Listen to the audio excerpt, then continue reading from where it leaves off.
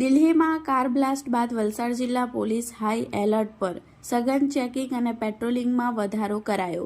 રાજધાની દિલ્હીના લાલ કિલ્લા પાસે કારમાં ભયાનક બ્લાસ્ટની ઘટના થયા બાદ 10 લોકોના મોત અને 24 લોકો ઘાયલ થયા હોવાના અહેવાલ સામે આવ્યા છે। વલસાડ જિલ્લા પોલીસે તુરંત જ સુરક્ષા વ્યવસ્થાને મજબૂત કરી હાઈ એલર્ટ જાહેર કર્યું છે। સંભવિત અસામાજિક ગતિવિધિઓ પર નિયંત્રણ લાવવા અને સુરક્ષાની ખાતરી કરવા માટે સમગ્ર જિલ્લામાં સઘન ચેકિંગ અને પેટ્રોલિંગ શરૂ કરવામાં આવ્યું છે। વલસાડ જિલ્લામાં પ્રવેશતા તમામ મુખ્ય માર્ગો પર સુરક્ષા બંદોબસ્ત ગોઠવી દેવામાં આવ્યો છે।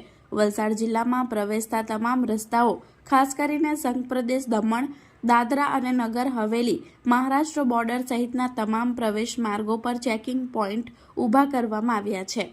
જિલ્લામાં પ્રવેશતા પ્રત્યેક વાહનના જરૂરી પુરાવાઓ અને વાહનોની ઝીણવટભરી તપાસ કરવામાં આવી રહી છે।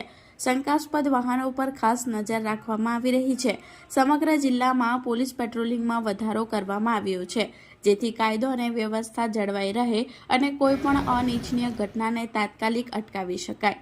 વલસાડ જિલ્લાનો આશરે 60 કિલોમીટર લાંબો દરિયાઈ વિસ્તાર સંવેદનશીલ હોવાથી અહીં સુરક્ષાની વિશેષ તકેદારી રાખવામાં આવી રહી છે।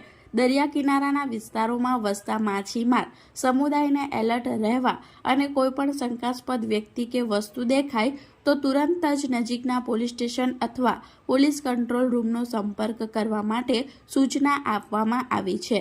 વલસાડ જિલ્લા પોલીસે નાગરિકોને શાંતિ જાળવવા અને સુરક્ષા એજન્સીઓને સહકાર આપવા અપીલ કરી છે।